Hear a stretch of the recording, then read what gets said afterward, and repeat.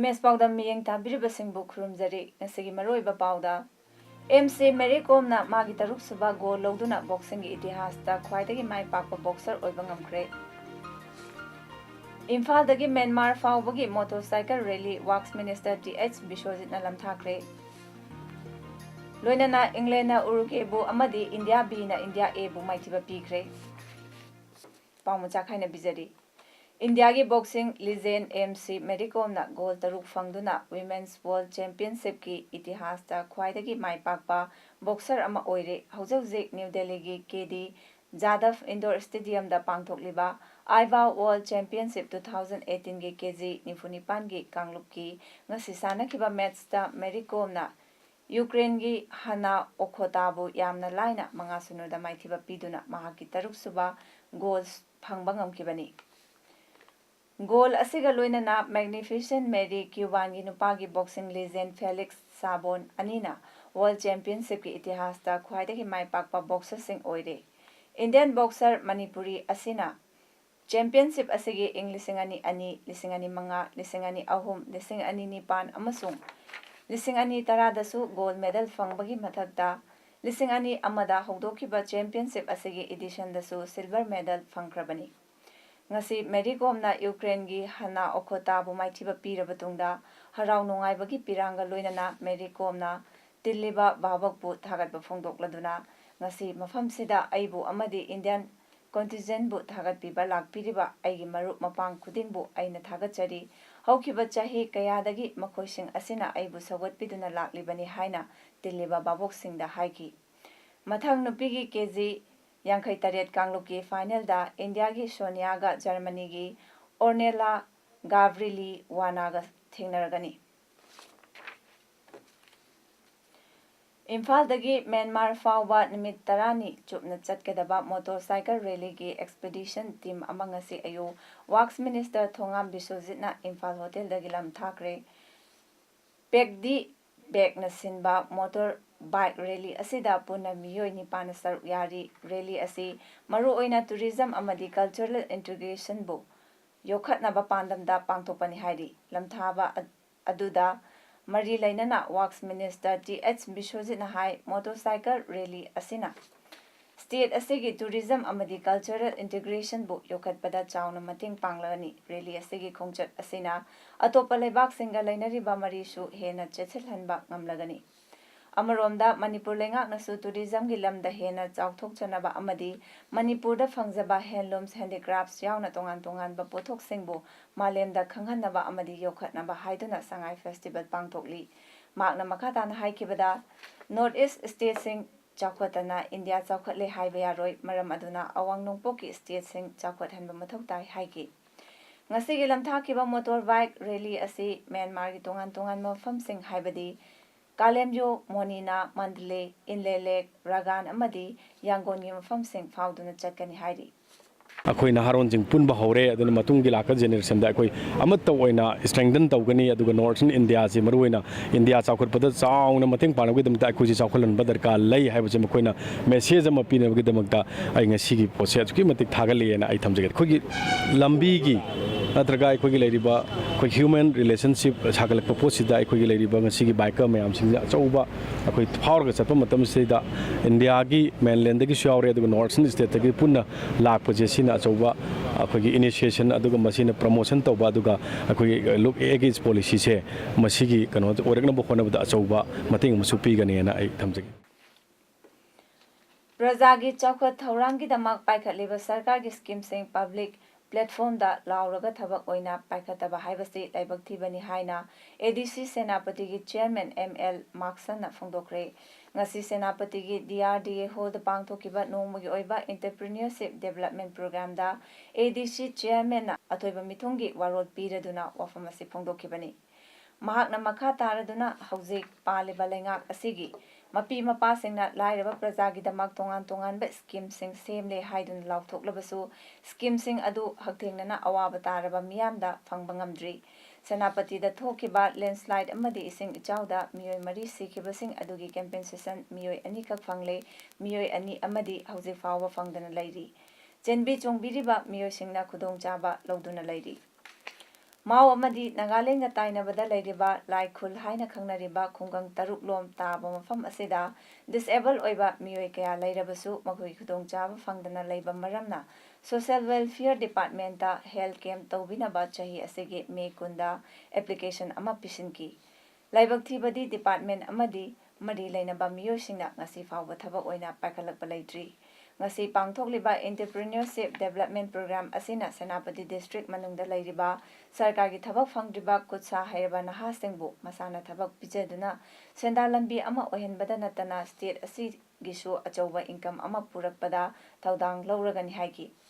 ꯉꯁꯤ ꯄꯥꯡꯊꯣꯛꯈꯤꯕ awareness programme ꯑꯗꯨ ꯁ꯭ꯀꯤꯜ ꯇ꯭ꯔꯦꯗꯔꯅ ꯑꯣꯔꯒꯅꯥꯏꯖ ꯇꯧꯔꯒ ꯁꯂꯥꯏ ꯍꯣꯜꯗꯤꯡꯁ ꯄ꯭ꯔꯥꯏꯚꯦꯠ ꯂꯤꯃꯤꯇꯦꯗ ꯑꯃꯗꯤ ꯌꯨꯅꯦꯁꯀꯣ ꯀ꯭ꯂꯕ ꯃꯅꯤꯄꯨꯔꯅ ꯁ꯭ꯄꯣꯟꯁꯔ ꯇꯧꯈꯤꯕꯅꯤ꯫ ꯃꯐꯝ ꯑꯗꯨꯗ ꯃꯦꯗꯤꯀꯦꯜꯒꯤ ꯀꯦꯝ ꯑꯃ ꯄꯥꯡꯊꯣꯛꯄꯤꯌꯨ, ꯃꯦꯗꯤꯀꯦꯜ ꯑꯦꯁꯦꯁꯃꯦꯟ ꯀꯦꯝ ꯑꯃ ꯄꯥꯡꯊꯣꯛꯄꯤꯌꯨ ꯍꯥꯏꯅ ꯑꯩꯅ ꯒꯣꯚꯔꯟꯃꯦꯟꯠꯗ ꯆꯦ ꯏꯔꯒ ꯗꯥꯏꯔꯦꯛꯇꯔ ꯁꯣꯁꯤꯌꯦꯜ ꯋꯦꯜꯐꯤꯌꯔꯗ ꯆꯦ ꯏꯔꯒ ꯍꯟꯅ ꯃꯦ ꯖꯨꯟꯗ ꯑꯩ ꯆꯦ ꯏꯈꯤ꯫ ꯍꯧꯖꯤꯛ ꯐꯥꯎꯕ ꯄꯥꯡꯊꯣꯛꯄ ꯉꯝꯗꯦ꯫ Anand Singh yoga and nature cure research hospital ꯀꯛꯆꯤꯡꯅ ꯁꯤꯟꯗꯨꯅ ꯉꯁꯤ ꯒ꯭ꯔꯦꯁ ꯀꯣꯇꯦꯖ ꯑꯦꯀꯥꯗꯃꯤ ꯀꯛꯆꯤꯡꯗ ꯐꯥꯔꯁꯠ ꯅꯦꯆꯨꯔꯣꯄꯦꯊꯤ ꯗꯦ ꯄꯥꯂꯟ ꯇꯧꯕꯒ ꯂꯣꯏꯅꯅ ꯅꯦꯆꯨꯔꯣꯄꯦꯊꯤꯒꯤ ꯐ꯭ꯔꯤ ꯇ꯭ꯔꯤꯠꯃꯦꯟꯠ ꯀꯦꯝꯞ ꯄꯥꯡꯊꯣꯛꯈ꯭ꯔꯦ꯫ ꯊꯧꯔꯝꯗꯨꯗ ꯀꯛꯆꯤꯡ ꯃ꯭ꯌꯨꯅꯤꯁꯤꯄꯥꯜ ꯀꯥꯎꯟꯁꯤꯜꯒꯤ ꯆꯦꯌꯔꯄꯔꯁꯟ ꯑꯦꯟ ꯁꯟꯖꯤꯠ ꯀꯨꯃꯥꯔꯅ ꯑꯊꯣꯏꯕ ꯃꯤꯊꯨꯡ, ꯒ꯭ꯔꯦꯁ ꯀꯣꯇꯦꯖ ꯑꯦꯀꯥꯗꯃꯤꯒꯤ ꯔꯥꯙꯥꯃꯅꯤ ꯗꯦꯕꯤꯅ ꯊꯧꯔꯝ ꯃꯄꯨ ꯑꯗꯨꯒ PHC ꯕꯥꯁꯤꯈꯣꯡꯒꯤ MO ꯗꯣꯛꯇꯔ ꯀꯦ ꯕꯁꯟ ꯑꯃꯗꯤ PHC ꯀꯛꯆꯤꯡ ꯈꯨꯅꯧꯒꯤ ꯗꯣꯛꯇꯔ ꯑꯦꯟ ꯑꯝꯕ꯭ꯔꯥꯕꯇꯤ ꯗꯦꯕꯤ ꯑꯅꯤꯅ ꯑꯈꯟꯅꯕ ꯃꯤꯊꯨꯡꯁꯤꯡ ꯑꯣꯏꯅ ꯗꯥꯏꯁꯇ ꯐꯝꯈꯤ꯫ United National Liberation Front Manipur ꯁꯥꯐꯣꯡꯂꯛꯈꯤꯕ ꯆꯍꯤ 53 ꯁꯨꯕꯒꯤ ꯃꯄꯣꯛ ꯀꯨꯝꯑꯣꯟ ꯊꯧꯔꯝ ꯃꯅꯤꯄꯨꯔ ꯑꯃꯗꯤ ꯃꯄꯥꯟꯒꯤ ꯌꯨꯅꯤꯠ ꯈꯨꯗꯤꯡꯃꯛꯇ ꯉꯁꯤ ꯍꯔꯥꯎ ꯇꯌꯥꯝꯅ ꯄꯥꯡꯊꯣꯛꯅꯈ꯭ꯔꯦ꯫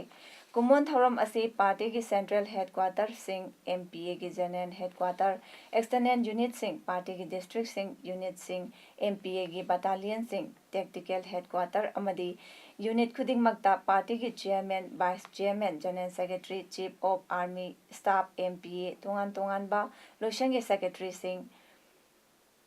BPMAꯒꯤ ꯆꯦꯌꯔꯃꯦꯟ, ꯄ꯭ꯔꯤꯟꯁꯤꯄꯥꯜꯁꯤꯡ ꯑꯃꯗꯤ ꯃꯦꯝꯕꯔꯁꯤꯡ, UNLFꯀꯤ ꯇꯣꯉꯥꯟ ꯇꯣꯉꯥꯟꯕ ꯂꯣꯏꯁꯪꯒꯤ ꯗꯤꯔꯦꯛꯇꯔꯁꯤꯡ, ꯖꯦꯅꯔꯦꯜ ꯍꯦꯗꯀ꯭ꯋꯥꯇꯔ, BCS, GSOꯁꯤꯡ, ꯁ꯭ꯇꯥꯐ ꯑꯣꯐꯤꯁꯥꯔꯁꯤꯡ, ꯑꯣꯐꯤꯁꯥꯔ NCOꯁꯤꯡ ꯑꯃꯗꯤ ꯂꯥꯟꯃꯤꯁꯤꯡꯅ ꯄꯨꯟꯅ ꯁꯔꯨꯛ ꯌꯥꯗꯨꯅ ꯄꯥꯡꯊꯣꯛꯈꯤ꯫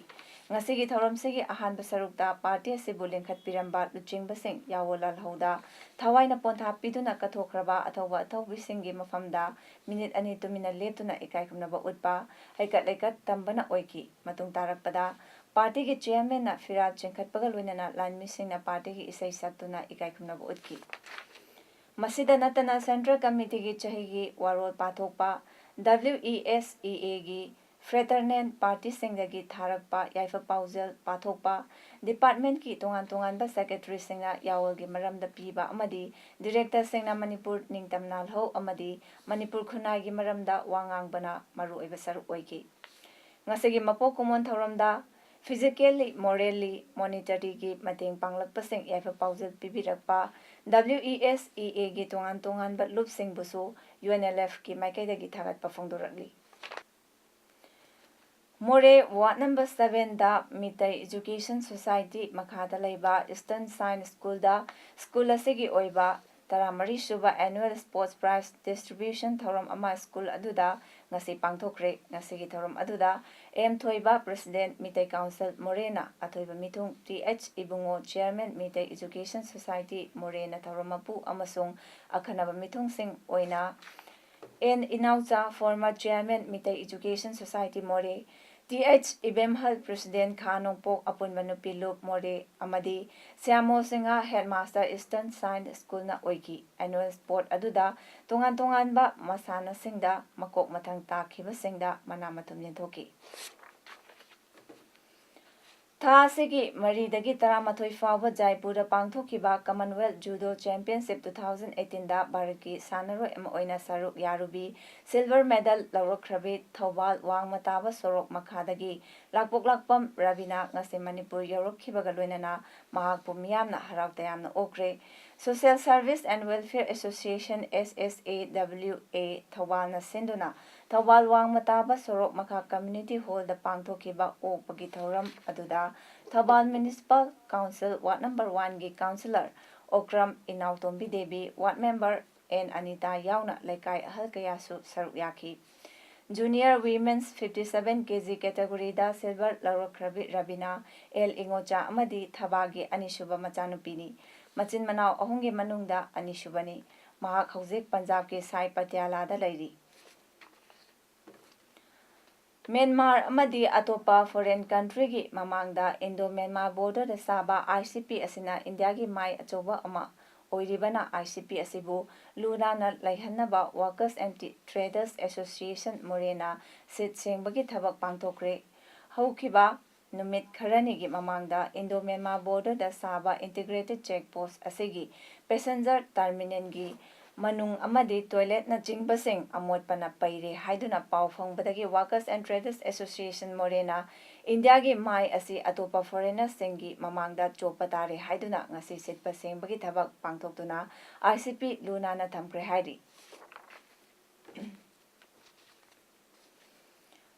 ꯗꯤꯜ ꯃꯅꯤ ꯁꯦꯀ꯭ꯌꯨꯔꯤꯇꯤ ꯄ꯭ꯔꯥꯏꯚꯦꯠ ꯂꯤꯃꯤꯇꯦꯗ ꯀꯧꯕ ꯕꯣꯝꯕꯦ ꯑꯃꯗꯤ ꯀꯣꯜꯀꯇꯥꯗ ꯕꯦꯖ ꯇꯧꯕ ꯀꯝꯄꯅꯤ ꯑꯃꯅ ꯂꯝꯗꯝ ꯑꯁꯤꯒꯤ ꯆꯝꯖꯔꯕ ꯄ꯭ꯔꯖꯥ ꯀꯌꯥꯗꯒꯤ ꯖꯤꯑꯣ ꯑꯃꯗꯤ ꯑꯦꯌꯔꯇꯦꯜꯒꯤ ꯇꯋꯥꯔ ꯌꯨꯡꯕꯤꯒꯅꯤ ꯍꯥꯏꯗꯨꯅ ꯁꯦꯜ ꯈꯣꯝꯒꯠꯅꯕ ꯍꯣꯠꯅꯔꯦ꯫ ꯃꯤꯌꯥꯝꯅ ꯃꯁꯤꯗꯒꯤ ꯆꯦꯛꯁꯤꯟꯅ ꯂꯩꯕꯤꯅꯕ ꯏꯟꯗꯤꯖꯤꯅꯁ ꯄꯤꯄꯜꯁ ꯔꯥꯏꯠ ꯏꯅꯤꯁꯤꯌꯦꯇꯤꯚ ꯃꯅꯤꯄꯨꯔꯒꯤ ꯑꯦꯛꯖꯤꯀ꯭ꯌꯨꯇꯤꯚ ꯗꯤꯔꯦꯛꯇꯔ ꯑꯦꯗꯚꯣꯀꯦꯠ ꯀꯣꯔꯧꯍꯟꯕ ꯂꯨꯋꯥꯡꯅ ꯐꯣꯡꯗꯣꯔꯛꯂꯤ꯫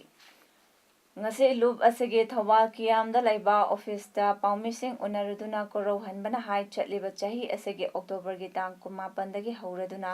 ꯀꯝꯄꯅꯤ ꯑꯁꯤꯒꯤ ꯃꯤꯑꯣꯏ ꯀꯌꯥꯅ ꯐꯣꯟ ꯑꯃꯗꯤ ꯋꯥꯆꯞꯀꯤ ꯈꯨꯠꯊꯥꯡꯗ ꯃꯅꯤꯄꯨꯔꯒꯤ ꯃꯐꯝ ꯀꯌꯥꯗ ꯀꯣꯟꯇꯦꯛ ꯇꯧꯔꯛꯇꯨꯅ ꯇꯋꯥꯔ ꯌꯨꯡꯅꯤꯡꯕꯁꯤꯡꯗꯒꯤ ꯁꯦꯜ ꯈꯣꯝꯒꯠꯂꯛꯅꯕ ꯍꯣꯠꯅꯔꯛꯂꯤ꯫ ꯀꯝꯄꯅꯤ ꯑꯁꯤꯒꯤ ꯕꯤꯖꯤꯅꯦꯁ ꯗꯦꯚꯦꯂꯞꯃꯦꯟꯠ ꯑꯣꯐꯤꯁꯔ ꯀꯧꯕ ꯄꯣꯁꯠ ꯑꯃ ꯍꯥꯞꯇꯨꯅ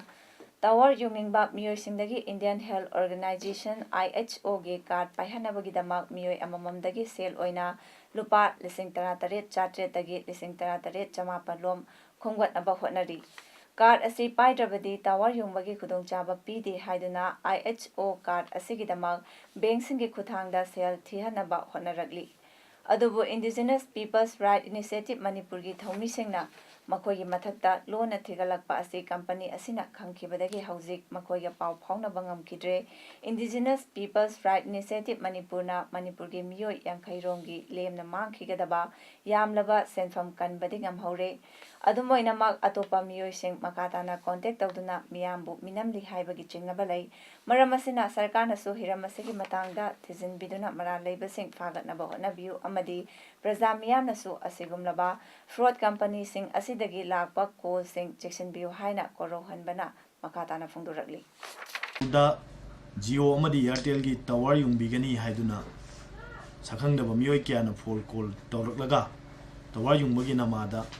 सेल खोंगटपगी थबक अमा मणिपुरदा पाकसना सथरकले मसिदगी मियाम पुनमक सेक्शन बिननबा निंगसिंगजरी सरकार की माइके अमदी पुलिस डिपार्टमेंट की मियोय सिंगना यामना मिकुम नाहुम सिंग थिगतपिदुना हाइरिबसिंग असि फादोंनबा अमदी असिगुंबा फ्रॉड तौरगा मियोमदा चिट तौरगा नमथाक तौरगा सेल खोंगलिबा कंपनी असि चेराक पिननबा थौरांग लौखत पिननबा हाइजरी वाबगाई लमखाई बाजारदा ललोल इतिक तौरिबसिंगना लंबीगी नागयेटकी लम लौसलकपना मरम ओइरगा मफम असिदा मियाम चथोक चसिन तौबदा अपनबा अमदी खुदोंथिबा थोकहले मरम असिना मियामगी इंटरेस्ट अमदी लॉ एंड ऑर्डर मेंटेन तौरगा थमनबा हाइरिबा ललोल इतिक तौरिबसिंगना नेशनल अमदी स्टेट हाईवे फाउरगा बाजार लैबा मफमसिंगदा मखोइगी बिजनेस चथबिगनु अमदी वाबगाई बाजार बोर्डना बेंडर फंबा यारे हाइबगी परमिशन पिबिगनु हाइना डिस्ट्रिक्ट मजिस्ट्रेट कक्चिंग नेलेंथांग तलेना थादोरपा चेरोल अमना खंगलकली ngasi ayu pung 8 taba aduwaida moredagi kilometer 3 chatlaga leiba border pillar 76 maya howland 5 village ta साबा युम हानादगिसु म्यांमारना क्लेम तौदुना लाकपा मफम अदुदा ngasi amuk म्यांमारगी आर्मीना लम हेंजिना चंगसिलक्लगा तिंगनबा होनरमी हाइरी हाउलेन 5 विलेज दा हानादगी लैबा 11 असम राइफल की पर्सनल सिंगना म्यांमारगी आर्मी सिंग अदुबु चंगसिलक्तनबा खंगहलबा मतुंग म्यांमार आर्मी सिंग अमुक हनकी हाइरी तुंगदा म्यांमारगिसु अहेनबा सिक्योरिटी सिंग हाउलेन 5 विलेज दा थंगनना लैबा वाटर सप्लाई रिजर्वर मयादा लैकी पाउ हेक फंगबदा मोरे पुलिस की ओसी लेखोहा वाइफाइना मफमदुदा चंगसनदुना ngaksen की म्यांमार आर्मीना चंगसिलक्लगा असुम हाइना किहन खंगहनबगी थवोंग असी यानिंगदे हाइना लंबी थिंगबगा लोइनना युम सारिबा मफम अदुदा हाउलेन 5 विलेज की प्रजा सिंगना इरांग हौकी तुंगदा इरांग असिबु लाक्सननबा मोरेगी ADC N Bankim 11 Assam rifle की CO RS Rawat SDPO Sandeep Gopal Das DSP Thomas Thokchom अमदी अतोपा ऑफिसर कया लाक्तुना इरांग नमथनबा होनकी इरांग कया हौरुरबसु मफमदुदा सारिबा युमदी लेपा लैतना साबगी थबक चथरी लाकलिबा ऑफिसर सिंग नसो युम साबा अदु लेपनबा कयारा खंगनकी अदुबु साबदी लेपोय मसे इंडिया की लम मणिपुर की लमनी हाइना मियामना लाउखोंकी खुलसिगी निंगथौ लाल खुलुंग हाउकिपना फोंदोलकपदा हाइरिबा युम सारिबा असि 11 असम राइफल्सना लेपनबा खंगहलकी हाइरी हौजिक सारिबा युम असि बॉर्डरदगी 350 मीटर लापना लैबा मफमनी मसिदा तोइना म्यांमार के आर्मी सिंगना चंगलकलगा तोइना डिस्टर्बेंस पीबा असिदा महाकना पेनदुना हाउलेन 5 विलेज लैरिबा असम राइफल असि खुंजा सिंगबु ngakpa lakpra natraga म्यांमार सिंगबु ngaknanaba lakpra haina पेंदबा फोंदोलकली मफम असिदा स्टेट के सिक्योरिटी फोर्स सिंगना मफम असि ngak सेलहनबियो सेंटर दगी लाकपा असम राइफल ना प्रजाबो निंथिना येंगसिनबिबा ngamloi maramdi प्रजा के अपाम्बा थबकदि सेंटर दगी लाकपा फोर्स सिंगना ताबिदना मकोइना अपाम्बा खक तवी हाइना असम राइफल की मतेंग लौरगा एखोइ से कतोंगैसु नुपि अंगांगसु निंगथौसु कना कना ओइसु मसिदि एखोइ कनबंगमय मोइना तसेंगना एना हाइनिंगबा मा गवर्नमेंट सिना एखोइ मणिपुर की लमसे पिथोखरबरा तसेंगना हाइरादि पिथोखरदि फजनसु एगोंदसु फजना हाइबिरो याम थुना लेपक बा गवर्नमेंट ना प्रजा एसबो नुंसिबिरेदि याम थुना स्टेट मैकेनिज्म पोस्ट अमा हेक थांगथोकबिबना फाय हाइबदो तुंगदा हाउलेन 5 विलेज की निंगथौगी युमदा निंगथौ Lal Khulung Haokip DC Tengnoupal H Rupchandra SP Tengnoupal doctor S Ibomcha commandant 11 Assam rifle RS Rawat यावना पांगथोकिबा मीटिंग अदुदा डीसी टेक्नोपलना मणिपुर के चीफ सेक्रेटरी दा हौजिक युम सारिबा मफम असि तंग ताबा मफम अमा खंगदोकनबा चे थागनी अमदी सर्वे ऑफ इंडिया यहोलगा अथुबदा हाउलेन 5 की तोइना इरांग थोफम मफम असि डिमार्केशन तौनबा सिनगनी हाइकी टेक्नोपल डिस्ट्रिक्ट की एसपी डॉक्टर एस इबोमचाना मफम असिदा तोइना इरांग थोकपना मफम असिदा पुलिस आउटपोस्ट अमा सानबा गवर्नमेंटा हाइजगनी हाइनसु मीटिंग अदुदा फोंदोकी सिक्योरिटी सिंगा प्रजागा ngaiha मिस अंडरस्टैंडिंग लैरुबदगी इरांग थोकपदा असोपन यावखिबसिंगदा कमांडेंट 11 असम डीसी टेक्नोपल अमदी एसपी टेक्नोपल अहुमना सेलगी मतेंग पीकी इरांग अदो हौजिक फावबगिदी नेमथखरे हाइरी इंडिया के प्रेसिडेंट अमना ऑस्ट्रेलिया दा अहानब चटपर प्रेसिडेंट रामनाथ कोविंद ओइरे इंडिया की महैरोइदगी महै तमनिंगबा अनिसुबा लेबा ओइरिबा ऑस्ट्रेलिया दा लाकलिबा प्रेसिडेंट कोविंद मेलबोर्न यूनिवर्सिटी दा महैरोइसिंगा उनखरे विक्टोरिया के गवर्नर लिंडा देसुगसु महांगना उनकी मेलबोर्न यूनिवर्सिटी दा वांगांगबदा प्रेसिडेंट कोविंद हाइकी एजुकेशन असी फोर्स मल्टीप्लेयर अमनी इंडिया इकोनॉमिक स्ट्रेटेजी दा ऑस्ट्रेलिया की दमा एजुकेशन बु फ्लैगशिप सेक्टर ओइना थमली इंडियाना थिजिन हुमजिनबगी थबकता खोंबु ओइमिनरिबा लेबाकसिंगी मनुंगदा ऑस्ट्रेलियाना मंगासुबनी इंडिया स्ट्रेटेजिक रिसर्च फंड असी ऑस्ट्रेलिया के ओइनदी ख्वाइदगी चावबा सेल थादब सेक्टर ओइरी हाइरी लेबाक अनिमगना फंड असिदा ऑस्ट्रेलियन डॉलर मिलियन 10 पीरी प्रेसिडेंट कोविंद वांगांगना माइरोसिंगदा अकनबा इथिल अमा पीखि हाइरी प्राइम मिनिस्टर नरेंद्र मोदी ना कांग्रेस बु यामना थीना सिदखरे कांग्रेस लुचिंगबा राज बाबरना रुपीसकी वैल्यू हंथकिबबु पीएम मोदी की अपोक्पिगा चांगदमनखिबगी matangda प्राइम मिनिस्टर ना हाइखिबदा वा ngangnanabagi इशू लैत्रबनिना कनागुंबगी अपोक्पिबु पंदुना nganगली लेबा असिगी मियोय करोड़ 150 ना महाकी गवर्नमेंट की हाई कमानी मैडम अमना रिमोट तौबा नत्ते हायरदुना सोनिया गांधी बु फजना सिदखरे इंदोर द पांगथोपा पब्लिक मीटिंग अमदा वांगांगबदा पीएम मोदी ना वफमसिंग अदु थमकिबनी मागना मखादाना फोंदोखिबदा मध्य प्रदेश की मियामना यामना नुसीना मेम हाइना मिंगौनरिबा स्टेट अदुगी चीफ मिनिस्टर शिवराज सिंह चौहान बु कांग्रेस ना करिगी चै थांगलिबनो हंकी कांग्रेस मकोय मसागी मेमस की दमाक वाबिफम थोई बोफोर्स स्कैंडल अमसु लिसिंग मचमापन मरीफुमरी द थोकिबा भोपाल गैस ट्रेजेडी की मतंगदसु पीएम मोदी न पनकी डायनास्टी पॉलिटिक्स तौबदगी मध्य प्रदेश तगी कांग्रेस की गवर्नमेंट लौथोकिबनी हाइनसु पीएम ना हाइकी संगाई फेस्टिवल गा मरी लेनना हौजौजिलन मपाल कंगजैबुंगदा चथरिबा मणिपुर पोलो इंटरनेशनल 2018 की ngasi sanakiba मैच अनीदा इंग्लैंड ना उरुगेबु पांजल अहुम अमा अमदी इंडिया बी मणिपुर ना इंडिया एबु पांजल 13 सुनोदा माइथिबा पीख्रे ngasi humni chanba numit की थौरमदा MLA Susindro Meitei Manipur pollution control board की चेयरमैन एल राधाकिशोर मणिको अमदी मणिट्रोन की चेयरमैन डॉक्टर वाई राधेश्याम अमदी हिल एरियास कमिटी की चेयरमैन टी थांगजालम हाउकिप्सु सरुक याकी डिस्ट्रिक्ट स्पोर्ट्स एसोसिएशन DSA कक्चिंगना सिंधुना एसोसिएशन असिगी प्लेग्राउंड चथरिबा थर्ड डिवीजन फुटबॉल लीग 2018 की ngasi sanakiba मैच अनेगी अहानबा ग्राउंडा YWU ना SFC बु पांजल अहुम अमदा माइथिबा पीख्रे YWU की पांजल सिंह अदु मीनाकांतना मिनट मैच की मिनट कुनमरी जेटलीना मिनट कुंट्रामरी अमदी जुतिना मिनट निफुमंगा चटपदा चनकी अदुगा SFC की पांजल अदुना ngamngauliena मैच की मिनट 83 चटपदा चनकी लीग असिगी ngasi sanakiba अनिसुबा ग्राउंड ना UCC ना FSC बु पांजल अहुम अनीदा थोइख्रे UCC की पांजल सिंह अदु MD लियाकतना मैच की मिनट मरी मिनट कुंट्रानिथोय अमदी यांखनिथोय चटपदा चनकी FSC की पांजल सिंह अदुना एल संजोयना मैच की मिनट कुंट्रा अमदी यांखै हुमदोय चटपदा चनकीबनी जलियांगरोंग फुटबॉल एसोसिएशन सिंधुना पांगथोकलिबा 12 जादुनक मेमोरियल फुटबॉल टूर्नामेंट 2018 की ngasi sanakiba pre quarter match सिंगी ngasi अयुकी अहानबा ग्राउंडा कैसामथोंग KKFC ना खौपुम FC KFC बु पांजल अनिसुनोदा थोइख्रे अनिसुबा नुंगथेलगे ग्राउंडा गाइपुनम गुफाना महाबली MKYC बु पांजल अनिसुनोदा थोइख्रे अरोइबदा मरोइबा पाव अमहना पिजरी MC मेरी कोमना मागी तरुक सुबा गोल लौदुना बॉक्सिंग की इतिहास ता ख्वाइदगी माई पाकपा बॉक्सर ओइबा ngamkhre इम्फाल दगी म्यांमार फाउबगी motorcycle rally works minister TH Biswajit ना लमथाख्रे लोइनाना इंग्लैंड ना उरुगे बु अमदी इंडिया बी ना इंडिया ए बु माइथिबा पीख्रे